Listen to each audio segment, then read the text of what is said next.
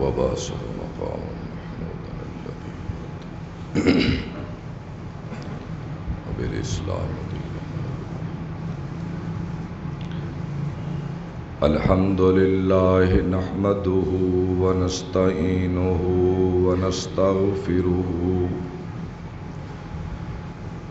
ونؤمن به ونتوكل عليه ونعوذ بالله من شرور أنفسنا ومن سيئات أعمالنا من يهده الله فلا مضل له ومن يضلله فلا هادي له وأشهد أن لا إله إلا الله وأشهد أن محمدًا عبده ورسوله. اللهم صل على محمد وعلى آل محمد كما صليت على إبراهيم وعلى آل إبراهيم إنك حميد مجيد. اللهم بارك على محمد وعلى آل محمد كما باركت على إبراهيم وعلى آل إبراهيم إنك حميد مجيد. أما بعد فإن خير الحديث كتاب الله وخير الهدي هدي محمد صلى الله تعالى عليه وآله وسلم وشر الأمور محدثاتها وكل محدثة بدعة وكل بدعة ضلالة وكل ضلالة في النار. اعوذ باللہ من الشیطان الرجیم. بسم اللہ الرحمن الرحیم. ویل للمطففین الذین اذا اکتالوا علی الناس یستوفون واذا قالوهم او وزنوهم یخسرون. الا يظن اولئك انهم مبعوثون ليوم عظيم. سبحان ربك رب العزة عما يصفون وسلام على المرسلين والحمد لله رب العالمين.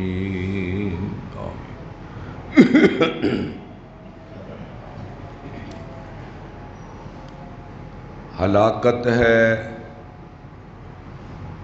کم تولنے والوں کے لیے کہ جب لوگوں کو تول کر دیتے ہیں تو کم دیتے ہیں، اور جب لوگوں سے تول کر لیتے ہیں تو زیادہ لیتے ہیں. کیا انہیں یہ نہیں پتا کہ ان کو ایک دن ایسے رب کے سامنے پیش کیا جائے گا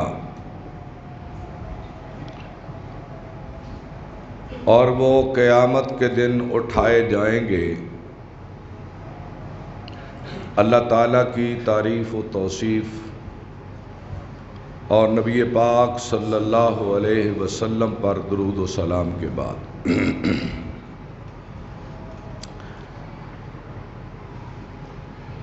جن عنوانات کو میں نے 2-3 خطبات جمعہ سے شروع کر رکھا ہے،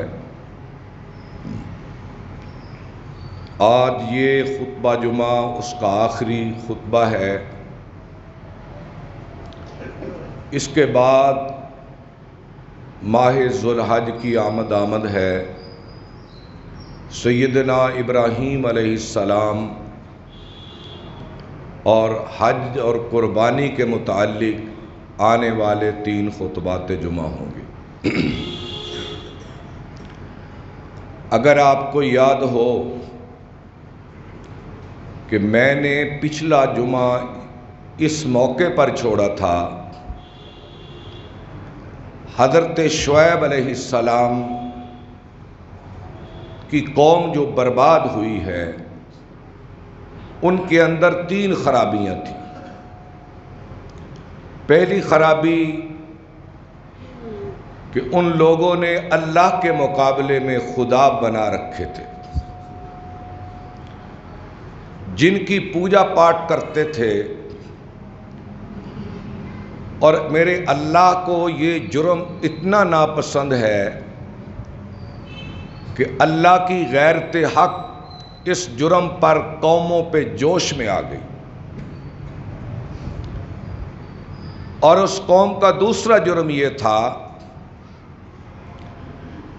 کہ وہ راہزن اور ڈاکو قوم تھی، ان سے راستے محفوظ نہ تھے۔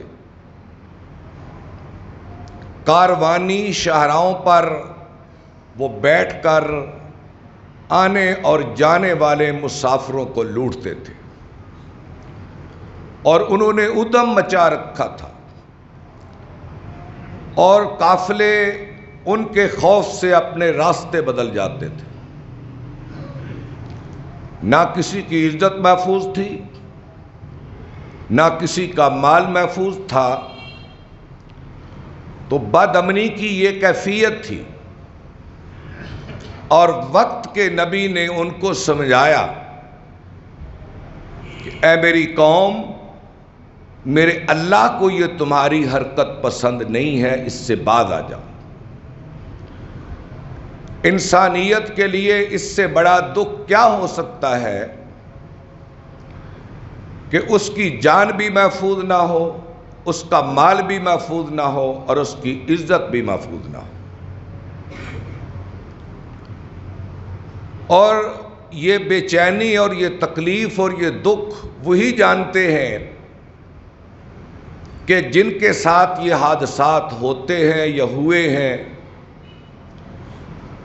کہ رازنی کے دوران ان کا مال بھی لوٹا گیا، ان کی عزتیں بھی لوٹی گئیں، اور ان کی جان کو بھی قتل کر دیا گیا۔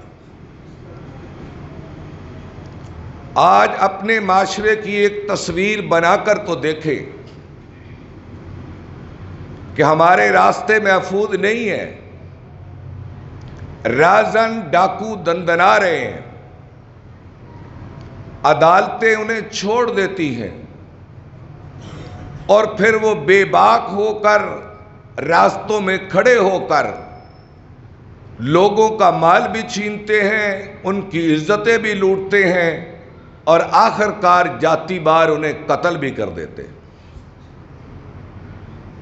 میں نے جملہ عرض کیا ہے کہ جن لوگوں کے ساتھ یہ حادثات ہوئے ہیں وہی جانتے ہیں کہ اس کا دکھ کیا ہے۔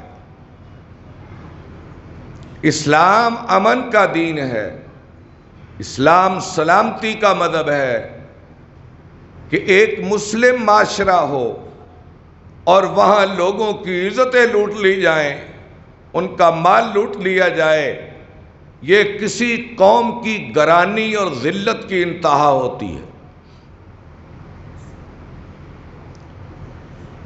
تو آج کے معاشرے میں بھی یہ برائی بڑی زبردست ہے، اور ان کا علاج وہی ہے کہ انہیں جہاں پایا جائے انہیں وہیں قتل کر دیا جائے۔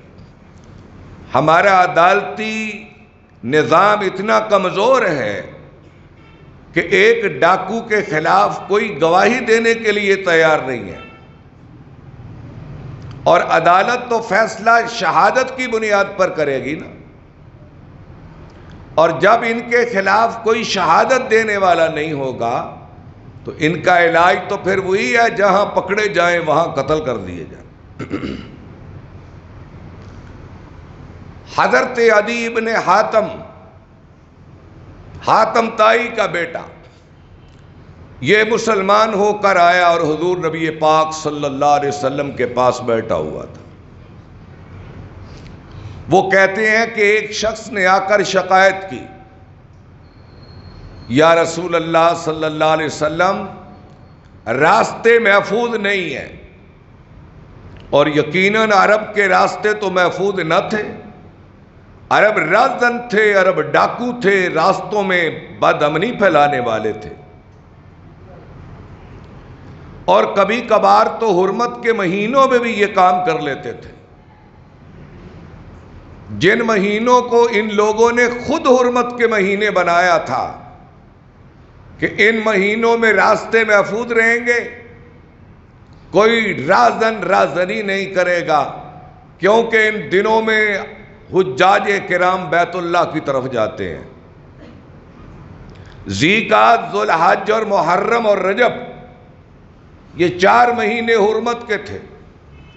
رجب میں لوگ عمرے کے لیے جاتے، ذوالقعدہ میں حج کے لیے جاتے، ذوالحج میں وہاں رہتے، رجب میں واپس آتے۔ راستے یا رسول اللہ محفوظ نہیں ہے۔ ایک آدمی نے شکایت کی، آپ نے فرمایا کوئی بات نہیں، کوئی بات نہیں، ابھی تحریک اسلامی عرب کے تمام گوشوں تک نہیں پہنچی۔ اے عدی گواہ رہنا، اگر اللہ تجھے زندگی دے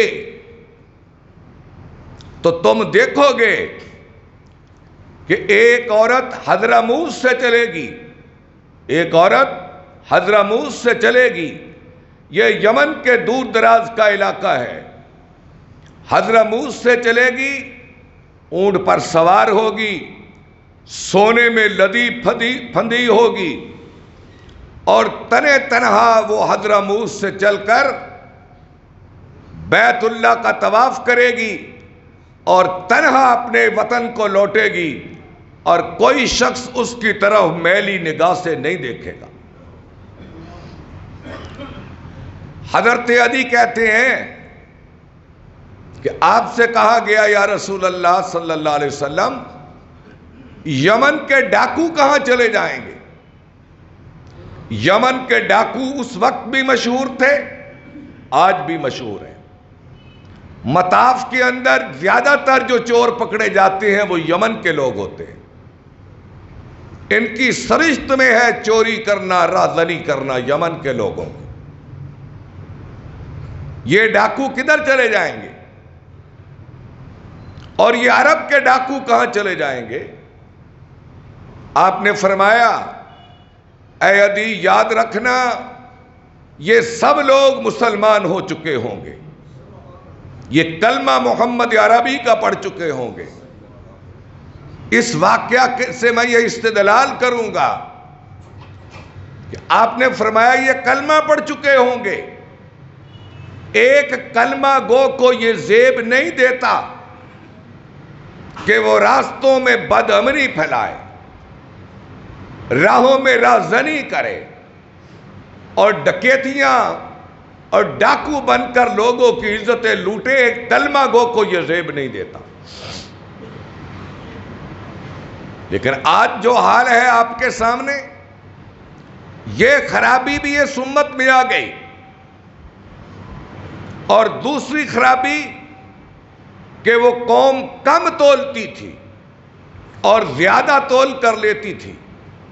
اس بات کا مطلب ہے کہ وہ قوم بددیانت تھی، وہ قوم خیانت کرتی تھی، اس قوم سے ایمانداری نکل چکی تھی، اور جس قوم سے ایمانداری نکل جائے، بددیانتی آ جائے، خیانت آ جائے، ملاوٹ آ جائے، دھوکہ آ جائے، دکھایا کچھ جائے اور دیا کچھ جائے، جس قوم میں ناپنے کے پیمانے اور ہو جائیں، لینے اور دینے کے پیمانے اور ترازو اور ہو جائیں، جو کم تولے، کم ناپے اور کم ماپے، جن کے مختلف ترازو ہو جائیں، اس قوم پر بھی اللہ کا عذاب آتا ہے۔ ضروری نہیں کہ عذاب پتھروں کی صورت میں آئے، ضروری نہیں کہ وہ عذاب آگ کی صورت میں آئے، ضروری نہیں کہ عذاب زلزلے کی صورت میں آئے، ضروری نہیں کہ عذاب چیخ کی صورت میں آئے، ضروری نہیں کہ عذاب پانیوں کی صورت میں آئے۔ اللہ کے عذاب کی مختلف شکلیں ہیں۔ بددیانت قوم کو اللہ اس طرح بھی آزماتا ہے۔ آج دیکھیں کہ مہنگائی نے عوام کی کمر توڑ رکھی ہے، یہ بھی اللہ کا عذاب ہے اس قوم پر، اور اس میں حکمرانوں کا کوئی گناہ نہیں ہے، یہ ہمارے انفرادی عمل کی سزا ہے کہ ہم بددیانت ہیں، ہم دھوکے باز ہیں، ہم جھوٹ بولتے ہیں، لین دین میں خرابی کرتے ہیں، غریبوں کے کپڑے تک اتار لیتے ہیں۔ ہمارے دل سے رحم نکل گیا اور سنگ دل ہو گئے۔ کاروباری اور تجارتی حلقے میں دیکھیں ایمانداری کتنی باقی رہ گئی۔ آج نفع کی شرح تو دیکھیں بازار میں کتنی ہے۔ ایک غریب اور مزدور آدمی 1000 روپیہ لے کر آتا ہے اپنے بچوں کا تن ڈھانپنے کے لیے، تو اس کے ساتھ جو کپڑے والا کرتا ہے آپ سب جانتے ہیں، آپ سب جانتے ہیں۔ اللہ کی ذات نے یہ تنبیہ کی ہے، دھمکی دی ہے۔ اللہ کا لہجہ دیکھو اس معاملے پر، فرمایا ویل للمطففین، ہلاکت ہو، بربادی ہو کم تولنے والوں کے لیے۔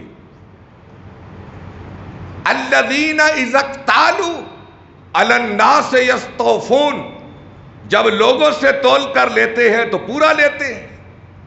وَإِذَا قَالُوهُمْ أَوْ وَزَنُوهُمْ يُخْسِرُونَ، جب تول کر لوگوں کو دیتے ہیں تو کم دیتے ہیں۔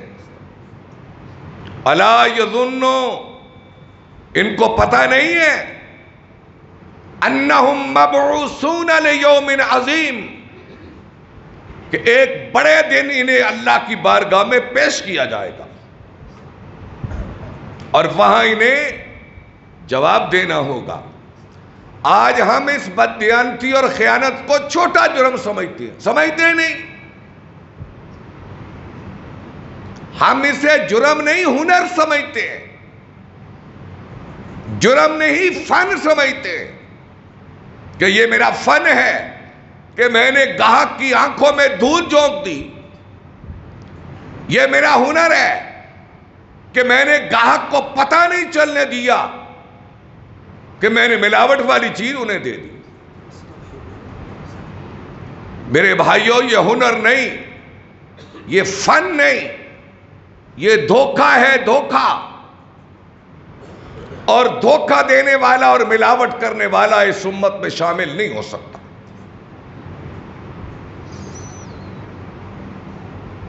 آپ نے فرمایا لا ایمان لمن لا امانت لا ولا دین لمن لا عہد لا، جس میں ایمانداری نہیں اس کا کوئی ایمان نہیں، اس کا کوئی ایمان نہیں ہے اللہ پر۔ آپ دیکھیں آج کوئی آدمی کسی کے پاس امانت رکھنے کے لیے تیار نہیں ہے۔ وہ سمجھتا ہے کہ میں نے کسی کے پاس امانت رکھ دی تو واپس کیسے ملے گی۔ آج یہ ہمارا گمان بن گیا مسلمانوں کے بارے میں، کوئی اپنی امانت کسی کے سپرد کرنے کے لیے تیار نہیں ہے، چاہے وہ کتنا نمازی ہو، چاہے کتنا دیندار ہو، بظاہر کتنی نمازیں پڑھتا ہو۔ آج ہمارے بھروسے ختم ہو گئے، آج ہمارا توکل ختم ہو گیا، اور ہو کیوں نہ، آپ کسی کو امانت پکڑا کر تو دیکھے، پھر کبھی واپس نہیں ملے گی الا ماشاء اللہ، الا ماشاء اللہ۔ آپ نے فرمایا منافق کی 3 نشانیاں ہیں۔ جب بات کرے گا تو جھوٹ بولے گا، جب وعدہ کرے گا تو خلاف ورزی کرے گا، اور جب اس کے پاس امانت رکھی جائے گی تو اس میں خیانت کرے گا۔ میں بھی اپنے گریبان میں جھانک کر دیکھوں، آپ بھی جھانکیں، کہیں ان تین نشانیوں میں سے کوئی نشانی ہم میں تو نہیں ہے۔ ہم ہر دن جھوٹ تو نہیں بولتے، ہم وعدہ خلافی تو نہیں کرتے، ہمارے پاس اگر امانت رکھی جائے اس میں ہم خیانت تو نہیں کرتے۔ ہم اس نبی پاک صلی اللہ علیہ وسلم کی امت ہیں کہ جنہیں کافر بھی کہتے تھے کہ جاء الامین، کیا کہتے تھے؟ جاء الامین، کہ امین آیا، امین آیا۔ حجر اسود کا فیصلہ ان سے کروا لو، یہ امین آیا، یہ امین آیا۔ ہم ان کی امت ہیں، ہم نبی سے محبت کا اظہار تو بڑی والہانہ کرتے ہیں، ہم ان کی نعتیں رسول مقبول صلی اللہ علیہ وسلم تو بڑے شور زور سے پڑھتے ہیں، ہم ان کے نام پر بڑا کچھ قربان کر دیتے ہیں، لیکن کیا یہ بھی کبھی غور کیا ہے کہ اس پیغمبر کی صفات کیا تھی؟ ان کی سب سے بڑی صفت یہ تھی کہ وہ امین تھے، اور حال یہ ہے کہ اسلام اور کفر کی کشمکش پورے عروج پر ہے۔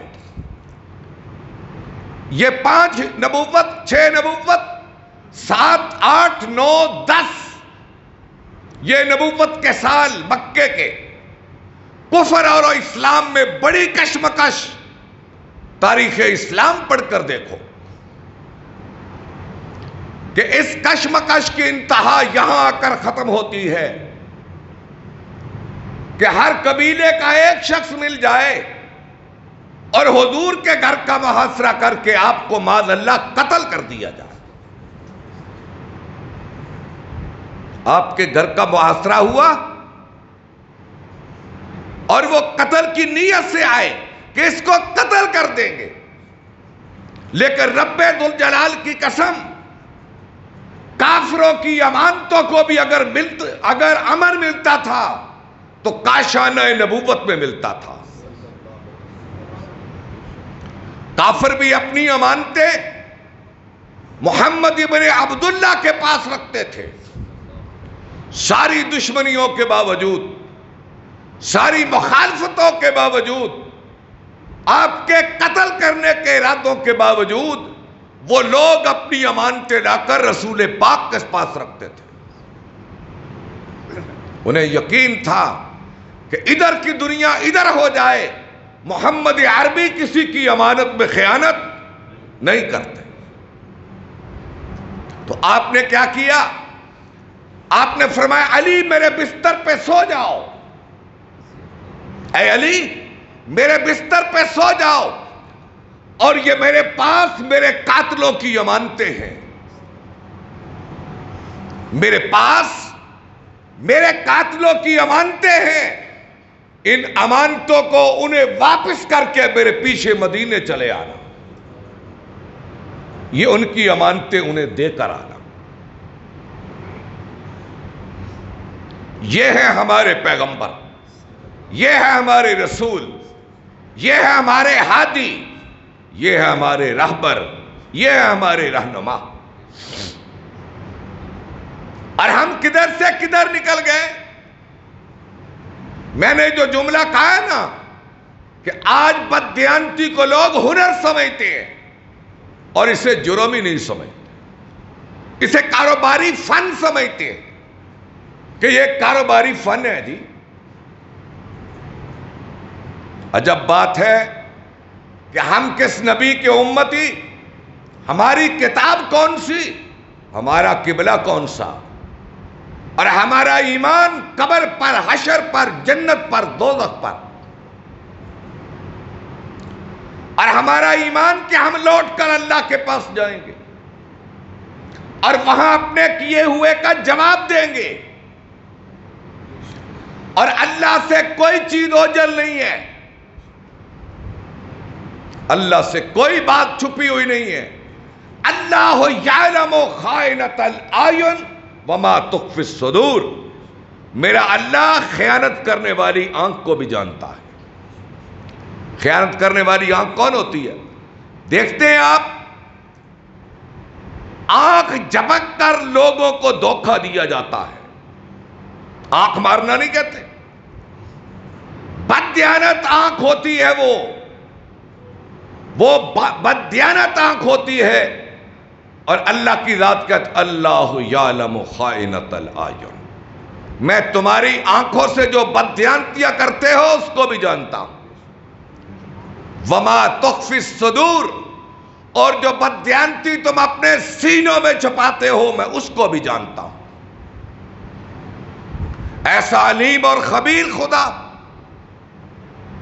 دلوں کے راز جاننے والا، اس کے سامنے بددیانتی کرے اور وہ قیامت کو پوچھے نا، یہ کیسے ہو سکتا ہے؟ اس لیے میرے بھائیوں، اپنے پیمانے ٹھیک کرو، نجائز منافع خوری نہ کرو، ملاوٹ سے باز آؤ، سادہ لو، لوگوں کو دھوکہ نہ دو، سادہ لو، غریب مزدور، حال تو دیکھو مزدور کا کیا ہے، ان پہ رحم کرو، غریبوں پہ رحم کرو، مجبوروں پہ رحم کرو، بے کس لوگوں پہ رحم کرو، اور بیواؤں کے ساتھ اچھا سلوک کرو، یتیموں کی پونجی لوٹ کے نہ کھا جاؤ۔ میری یہ آواز سب کے لیے ہے، جو حاضر ہیں اور جو غائب ہیں۔ ایک دن اللہ کے نبی صلی اللہ علیہ وسلم فرمانے لگے، اے صحابہ، جو بھی خیانت کرے گا قیامت کے دن خیانت کا مال اللہ کی بارگاہ میں اسے پیش کرنا پڑے گا۔ پھر آپ نے فرمایا بھئی کہیں ایسا نہ ہو کہ کوئی آدمی اپنے کندھوں پہ اونٹ لاد کر لائے، اونٹ، اور وہ اونٹ بل بلا رہا ہو اور اللہ کی بارگاہ میں کہے یا اللہ میں خیانت کا مال ہوں، مجھے اس نے خیانت کی تھی، چوری کر کے آیا تھا۔ دیہاتوں میں مال مویشی کی چوری اب تو کم ہو گئی، تھوڑا سا پیچھے 10-20 سال چلے جائیں، ہر دیہات میں چور ہوتا تھا، اور وہ بڑے فخر سے مجلسوں میں بیٹھ کر کہتا میں نے فلاں گاؤں سے مویشی اس طریقے سے میں نکال کے چوری کر کے لایا، میں پکڑا نہیں گیا۔ اس پہ بھی لوگ فخر کرتے تھے۔ آپ نے فرمایا وہ اونٹ لے کر میرے پاس آئے گا، بل بلاتا ہوا اونٹ، اور آ کر کہے گا یا رسول اللہ اس کو میرے کندھے سے اتار دو، میری مدد کرو یا رسول اللہ۔ آپ نے فرمایا میں قیامت کے دن کہہ دوں گا کہ میں تیری مدد نہیں کر سکتا، میں دنیا میں تجھے بتا آیا تھا کہ خیانت کا مال کل خدا کی بارگاہ میں پیش کرنا پڑے گا، میں تجھے بتا آیا تھا، اور میں ہی حضور کا پیغام آپ تک پہنچا رہا ہوں۔ آپ نے فرمایا کہیں ایسا نہ ہو کہ کوئی اپنے کندھے پر گھوڑا لاد کے لے آئے اور وہ ہنہنا رہا ہو، اور وہ میرے پاس آئے گا اور کہے گا یا رسول اللہ مجھے اس مشکل سے بچاؤ۔ آپ نے فرمایا میں کہہ دوں گا کہ میں تیری مدد نہیں کر سکتا، کیونکہ میں تمہیں دنیا میں بددیانتی کے انجام سے ڈرا آیا تھا۔ اسی طرح یہ لمبی حدیث ہے، وقت کے دامن میں بڑی تنگی ہے، میں اس کی تفصیل نہیں بیان کر سکتا، اور میں تو ایسا حدیث کو پڑھ کر میں کانپنے لگا، جو اگلی بیان کرنے لگا ہوں۔ آپ کی عادت مبارکہ تھی، جب جنگ ختم ہو جاتی اور صحابہ مال غنیمت جمع کرتے اور حضرت بلال کو آپ بھیج دیتے، اے بلال اعلان کر دو کہ جس جس مجاہد کے پاس مال غنیمت ہے ایک رسی تک بھی وہ لے آئے میرے پاس، پھر میں تقسیم کروں گا۔ اللہ رسول کا خمس نکال کر باقی میں مجاہدین اسلام میں تقسیم کر دوں گا۔ آپ نے مال تقسیم کر دیا۔ تقسیم کے بعد ایک شخص بالوں کی لگام لے کر آیا، گھوڑے کی لگام کہہ لو۔ یا رسول اللہ، یہ لگام میرے پاس تھی۔ آپ نے فرمایا اما سمعت بلالا نادا ثلاثا، جب بلال نے 3 بار اعلان کیا تھا تو نے اس کی آواز سنی تھی؟ جی ہاں یا رسول اللہ۔ آپ نے فرمایا بھائی اس وقت تو اس لگام کو کیوں نہیں لے کے آیا؟ کہنے لگا یا رسول اللہ یہ ہو گیا وہ ہو گیا۔ آپ نے اس کا عذر قبول نہ کیا جو قابل قبول نہ تھا۔ آپ نے فرمایا اس لگام کو لے جا اور قیامت کے دن اللہ کی بارگاہ میں لے کے آنا، قیامت کے دن اللہ کی بارگاہ میں لے کے آنا۔